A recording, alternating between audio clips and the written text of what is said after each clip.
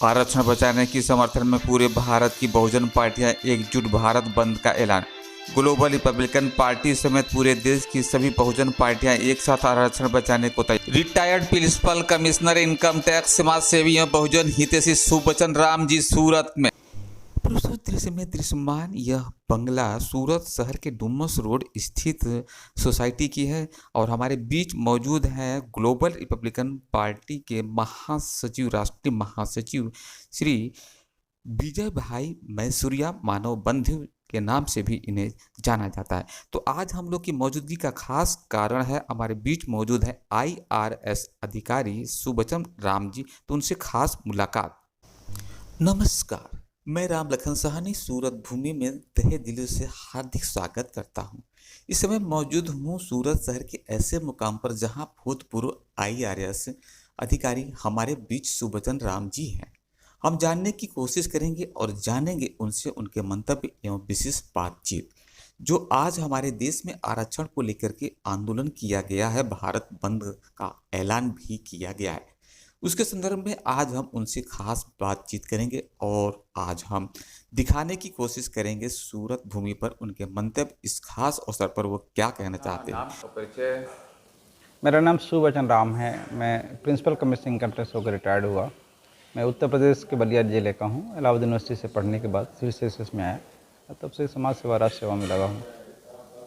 आरक्षण को लेकर के ये जो आज आंदोलन शुरू हुआ है भारत बंद का, आपकी अपनी क्या प्रतिक्रिया होते हैं? ये भारत बंद का मान पब्लिक का स्वतः जो है स्वप्रेरित एक विरोध है कि ये जातियों में उपजातियों के नाम से बंटवारा आरक्षण के नाम पर या क्रीमी लेयर के नाम पर, वो गलत है।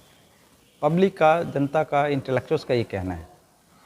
आदरणीय सुप्रीम कोर्ट के पास जो रेफरेंस आए थे, आदरणीय सुप्रीम कोर्ट ने उस हिसाब से अपना जजमेंट दिया, लेकिन हमारा उसमें ये कहना, हमने भी थोड़ी पढ़ी है जजमेंट को ठीक से और भी पढ़ेंगे, लेकिन पढ़ा तो उसमें ये है कि भाई जो रेफरेंस आए हैं, संदर्भ आया है, SLP जो हुई या PIL जो हुआ, जो कुछ भी है जजमेंट जिस पर आया, वो क्रीमी लेयर का कॉन्सेप्ट ला दिया। जब एक बार सुप्रीम कोर्ट के ही 5 जजेज ने चन्निया के केस में ऑलरेडी ये कहा हुआ है कि शेड्यूल कास्ट में ये क्रीमी लेयर का कॉन्सेप्ट लागू नहीं किया जा सकता, तो जब 5 जजेज ने ऑलरेडी जजमेंट दिया हुआ है, तो उसको ओवर रूल करने के लिए 7 जजेस का फिर जो है कॉन्स्टिट्यूशन बेंच बना के उसको जो है डिनाई करना है, उसको डिफाई करना है, उसको ओवर रूल करना है, ये नैतिकता के हिसाब से ठीक नहीं है, ये संवैधानिक नैतिकता के विरुद्ध है, पहली चीज़। दूसरी बात कि जस्टिस बेला एम त्रिवेदी ने उसी 7 जजेस के बेंच ने कहा कि ये गलत है, ये जजमेंट ठीक नहीं है, ये अप्रोच ठीक नहीं है। तो जस्टिस बेला को ले लीजिए, 5 पहले के जजेस को ले लीजिए, तो 6 हो गए। तो 6 जज जो है एक तरफ हो गए सुप्रीम कोर्ट के। इसके पहले भी 3 जजेस के बेंच ने कहा है, तो उन जजेस को भी ले लीजिए, तो 6 और 3 9 हो जाते हैं। तो 9 जजेस जो है वो कहते हैं कि क्रीमी लेयर का कॉन्सेप्ट SC शेड्यूल कास्ट में नहीं आना चाहिए, तो फिर 7 जजेस का जो ऐसे ओवर रूल हो जाता है। लेकिन चूंकि अब इस चीज़ों को आया नहीं, आर्गूमेंट्स में नहीं आया, और हमारे लोगों ने शायद अपील नहीं की होगी कि आप जस्टिस M त्रिवेदी को ले लीजिए, बेला त्रिवेदी को ले लीजिए, और जस्टिस जो 5 और भी ले लीजिए, उसके पहले जो 3 जजेस के ले लीजिए। तो ये तो 9 जजेस जो है इस बात को मान रहे हैं सुप्रीम कोर्ट के कि क्रीमी लेयर नहीं होना चाहिए, तो फिर 7 जज क्यों मानते हैं क्रीमी लेयर होना चाहिए? 7 भी नहीं, 6 ही, पहली चीज़। दूसरी बात कि जो आज जन आंदोलन हो रहा है या होगा या लगातार होगा, ये क्रांति की शुरुआत इसलिए कि क्योंकि भारत के संविधान की मूल भावना को इस देश में ईमानदारी से लागू नहीं किया गया है। भारत के संविधान में विषमतामूलक जो व्यवस्था थी, उस विषमतामूलक व्यवस्था को समाप्त करके बाबा साहब डॉक्टर अम्बेडकर हों या जितने भी महापुरुष थे, चाहे राजेंद्र प्रसाद साहब हों, आदरणीय डॉक्टर राजेंद्र प्रसाद जी हों, श्री राजगोपालाचारी हों, ऐसे नाम ले लीजिए तो 283 जो भारत के महापुरुष थे, ठीक है, गोविंद बल्लभ पंत साहब ले लीजिए, जवाहरलाल नेहरू साहब ले लीजिए, जिस समय महापुरुष हैं सभी भारत के, उन्होंने विषमतामूलक व्यवस्था को समाप्त करके संविधान के माध्यम से समतामूलक व्यवस्था लाई कि कोई भी इधर का इधर आ सकता है अपनी मेहनत से, लगन से, निष्ठा से, अध्ययन से, और इधर वाले दिन मेहनत कर नहीं करता, निष्ठा से काम नहीं करता, तो इधर चला जाएगा। लेकिन पूरा का पूरा मैदान साफ कर दिया कि सबको बराबर अपॉर्चुनिटी मिलेगी, इक्वलिटी रहेगी, equality before law, equality in services, equality of opportunity, everywhere equality.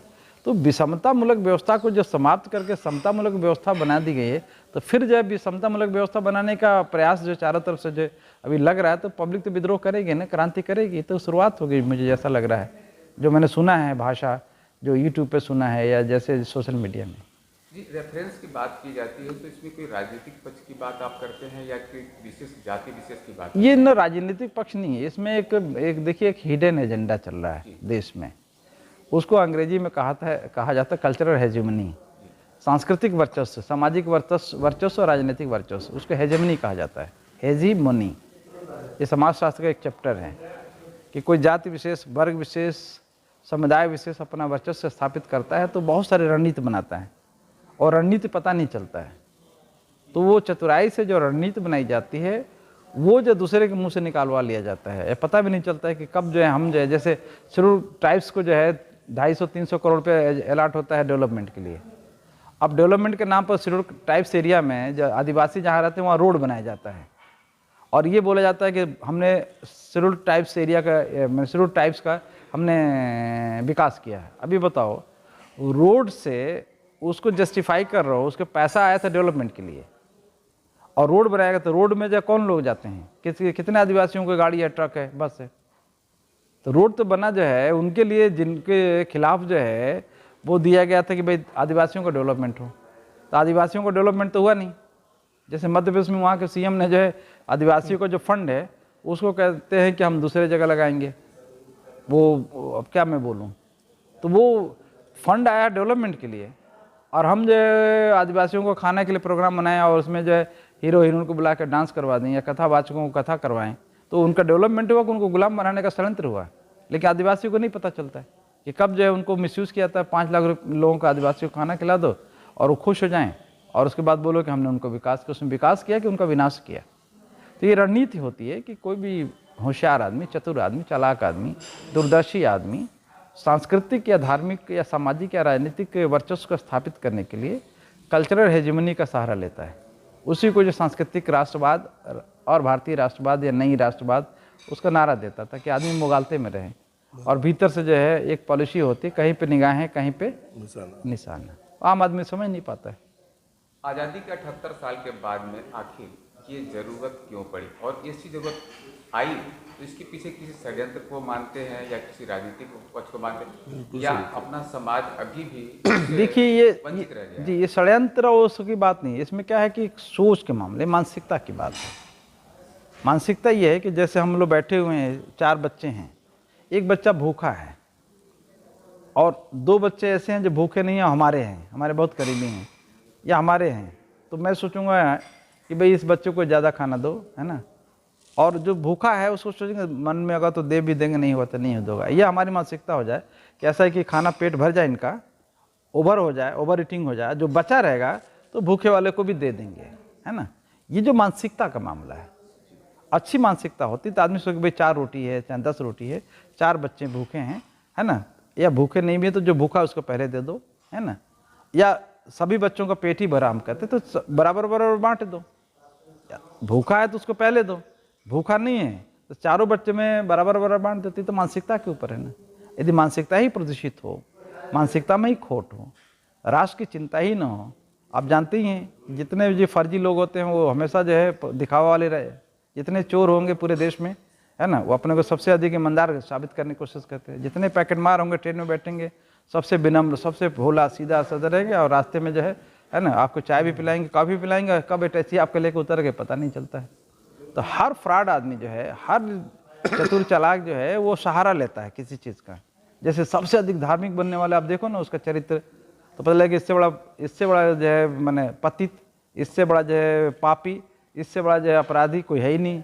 और सबसे अधिक भ्रम पालेगा, टीका लंबा चौड़ा, ये भी पहनेगा, वो भी पहनेगा, धागा फागा पूरे अपने को सजाए रखेगा भाई सारा वेशधारी। ये जितने फ्रॉड होते हैं ना किसी भी देश में, किसी भी संस्कृति में, वो अपने को ओवर जो है प्रेजेंट करते हैं। तो ये आपने प्रश्न अच्छा किया कि भाई क्या कारण है। तो देखिए, रिजर्वेशन एक कोई देश की समस्या कभी नहीं रहा है। एक हंसी खुशी से निर्णय लिया गया, देश की आज़ादी से पहले का निर्णय है, आज़ादी के बाद का निर्णय नहीं है। जब देश 1919 में जो राउंड ये साउथ बोरो कमीशन कमेटी आई थी उसमें बाबा साहब ने 27 जनवरी 1919 को ये बात स्थापित की हुई है। उसके बाद साइमन कमीशन, उसके बाद जो है राउंड टेबल कॉन्फ्रेंस, उसके बाद गवर्नमेंट ऑफ इंडिया एक्ट, उसके बाद जो है वाइस राय की काउंसिल में 1942 से लेकर 1946 जब देश गुलाम था तब बाबा साहब ने जीत के दिया हुआ जंग कि इन जातियों का जो डिप्रेस्ड क्लास के लोग हैं इनका पार्टिसिपेशन ही नहीं होगा कभी गवर्नेंस में। इसलिए तब कहा था ना राउंड टेबल कॉन्फ्रेंस में एक चैलेंज की थी कि हम लोग we will not accept any constitution in which our participation is not insured. Secondly we want representation in government services as well as in executives and participation in government से नहीं होगा तो हम भारत के किसी संविधान को मानेंगे नहीं, बनने नहीं देंगे, और जरूरत पड़ेगी तो हम जो उस समय जो है यूनाइटेड नेशंस जिसको कहा जाता है लीग ऑफ नेशंस, हम उसमें इशू ले जाएंगे, पूरे वर्ल्ड में जो है तहलका मचा देंगे। बाबा साहब ने चैलेंज किया था ब्रिटिश हुकूमत को। तब हुआ कि अरे यार ये तो बड़ी समस्या है। वो कहते हैं कि I don't want change of masters, कि एक मालिक चला जाए दूसरा मालिक आ जाए, इससे अच्छा गुलामी अच्छा है। ये देश को हम आज़ाद करने की लड़ाई लड़ रहे हैं, एक मास्टर चला जाए दूसरा मास्टर आ जाए, एक मालिक गया दूसरा मास्टर आ जाए। तो उन्होंने चैलेंज किया था। उस समय जो चेयरमैन थे, जिनको जो सेक्रेटरी भारत के, उनका नाम है सैमुअल होवेरे, उनकी रिपोर्ट पे चैलेंज किया था कि आप हमारी रिप्रेजेंटेशन को नहीं लिए हैं। तब उन्होंने पूछा क्या है, उन्होंने बताया हमने अपने रिप्रेजेंटेशन में बात दी, हमारी रिपोर्ट में आप लोगों ने क्यों नहीं रखा, मैं इसका बहिष्कार करूंगा यदि हमारी बात नहीं मानेंगे। तब ये डिस्क्लोज किया था कि अब उन्होंने पूछा क्या चाहते हो, कहते I want representation in government services and executives and participation in governance. 3 चीज़ें कही ना, सर्विसेज में रिप्रेजेंटेशन, एजुकेटिव में कार्यपालिका में रिप्रेजेंटेशन, और शासन में भागीदारी पार्टिसिपेशन, दोनों में जमीन आसमान का फर्क है। बाबा साहब ने माना, तो पूरे के पूरे राउंड टेबल कॉन्फ्रेंस के महापुरुषों ने माना, ब्रिटिश हुकूमत ने माना, हाउस ऑफ लॉर्ड्स ने माना, हाउस ऑफ कॉमन्स के लोगों ने माना, ब्रिटिशर्स ने माना, और इंटरनेशनल लेवल के जितने भी उस समय के अच्छे लोग जिसको कहा जाता है महापुरुष का, सबने एक्सेप्ट किया। इस फिलासफी का परिणाम हो कि बाबा साहब डॉक्टर अम्बेडकर जब पूरे लंदन में जो है 3 साल तक छाए रहे, वहाँ के न्यूज़पेपर्स में जाके देख लीजिए, इंडिया हाउस में हम लोगों ने देखा है क्या क्या कि डॉक्टर अम्बेडकर ऐसा, उनको कहा कि ट्रू स्टेटमेंट ऑफ इंडिया, किसी को नहीं बोला कि भारत के किसी महापुरुष को ब्रिटिशर्स ने बोला ही नहीं कि कोई ट्रू स्टेटमेंट्स ऑफ इंडिया है। It was only Baba Saheb doctor Ambedkar who had been really recognised and referred to as a statesman, real true statement है। उनको क्या एशिया का सबसे पढ़ा लिखा आदमी उस समय कह रहे थे। उस समय जानकारी शायद नहीं होगी इसलिए लोगों ने बोला, उस समय भी बड़ी वर्ल्ड के सबसे अधिक हाईली एजुकेटेड आदमी थे। और आज भी जो है जो डिग्री बाबा साहब के पास, तो आज तक भी कोई पूरे भारत में पिछले 100 सालों में पैदा भी नहीं हुआ है, उसके पहले भी 2000 वर्षों में कोई पैदा नहीं हुआ है कि बाबा साहब जितनी स्टडीज़ किए, जितनी डिग्रियां हासिल की, अभी तक कोई नहीं पाया। उस महापुरुष ने ये बात कही है, उसको कैसे डिफाई कर देंगे? तो ये जानना बहुत जरूरी है, सीरियस मैटर है। जन आंदोलन जो हो रहा है इसीलिए हो रहा है कि भाई ये संविधान के मूल भावना के साथ छेड़छाड़ कर रहा हो। संविधान में जो बेसिक बात उसको तो लागू नहीं कर रहा, उस पर तो ना हाई कोर्ट संज्ञान ले रहा है ना सुप्रीम कोर्ट ले रहा है। आर्टिकल 38 कहता है कि राज्य जो है एक नया सामाजिक व्यवस्था बनाएंगे, न्यू सोशल ऑर्डर बनाएंगे जिसमें सामाजिक न्याय, आर्थिक न्याय, राजनीतिक न्याय स्थापित हो। उस पर तो किसी यूनिवर्सिटी में भी डिस्कशन नहीं होता है, किसी सेमिनार में डिस्कशन नहीं होता है, किसी जो असेंबली में नहीं होता, किसी पार्लियामेंट में नहीं होता है, आज तक कभी हुआ ही नहीं चर्चा। जो सही चीज़ है उसको लागू ही नहीं किया जाता। इसलिए आंदोलन हो रहा है ना कि भाई जो है उसी में झगड़ा करवाने का डिवाइड एंड रूल की पॉलिसी चल रही है। इसमें राजनीतिक षड्यंत्र भी हो सकता है, नहीं भी हो सकता है, लेकिन हम माननीय सुप्रीम कोर्ट को या हाई कोर्ट को दोषी नहीं ठहरा सकते। हम ये कह रहे हैं कि उनके जजमेंट में जो पॉलिसी को लीड किया गया वो ठीक नहीं है। जी, अपना जो बहुजन है किस प्रकार की मानसिक स्थिति का गुलाम बना हुआ है, आज भी बना हुआ है, और आज भी जो ग्रसित है, आज 78 साल आज़ादी के हो गए, हालांकि उससे पहले भी हमारा समाज जितना भी बहुजन था ग्रसित था, तो इसे छुटकारा कैसे मिल सकता है, इसके बारे में कुछ मार्गदर्शन करिए। देखिए, बहुजन समाज को शिक्षा मिला, सुशिक्षा नहीं मिला। बहुजन समाज के बड़े से बड़े ऑफिसर्स भी, बड़े से बड़े अधिकारी भी शिक्षित हुए, सुशिक्षित नहीं हुए। जैसे केमिस्ट्री से कोई एमएससी कर लेगा तो उस संविधान उसको जीरो मालूम है, समाजशास्त्र से जीरो मालूम है, इकोनॉमिक्स उसको नहीं मालूम है। आप जो है एक सब्जेक्ट से जो है किसी सब्जेक्ट से आगे बढ़ जाए, बाकी दूसरी चीज़ आपको पता भी नहीं है। तो समाज शिक्षित थोड़ा हुआ, सुशिक्षित नहीं हुआ, पहली चीज़।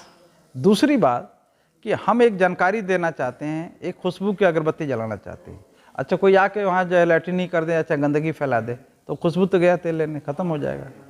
तो जितना ही जो है ब्रेन वॉश करके सही जानकारी दे के समाज को हम आप जैसे हमारे जैसे तमाम लोग लड़के अच्छा करना चाहते हैं। दूसरा आता था अंधविश्वास, पाखंड, अंधश्रद्धा में डाल दिया है। ये कांवड़ यात्रा में जितने लोग जाते हैं, है ना, उसमें SC ST OBC के लोग जाते हैं, भांग पीते हैं, चरस खाते हैं, मगदन मोला खाते हैं। ये जो जाने वाले लोग हैं गरीब समाज के, वो IAS बनेंगे, PCS बनेंगे, वो इंजीनियर डॉक्टर बनेंगे। तो ब्रेन वॉश जब हो जाता है तो आप उधर चला जाता है। आप जितना भी उनको पढ़ाओ, उनको बोलो कोचिंग क्लास में क्यों नहीं जाते हो, तो नहीं जाएंगे। तो ये जब हम किसी समाज को गुलाम बनाए रखना चाहते हैं, उनको वंचित रखना चाहते हैं, तो डायरेक्ट या इनडायरेक्ट षड्यंत्रकारी लोग सक्रिय होकर षड्यंत्र करते रहते हैं, वो पता नहीं चलता है। अपना जो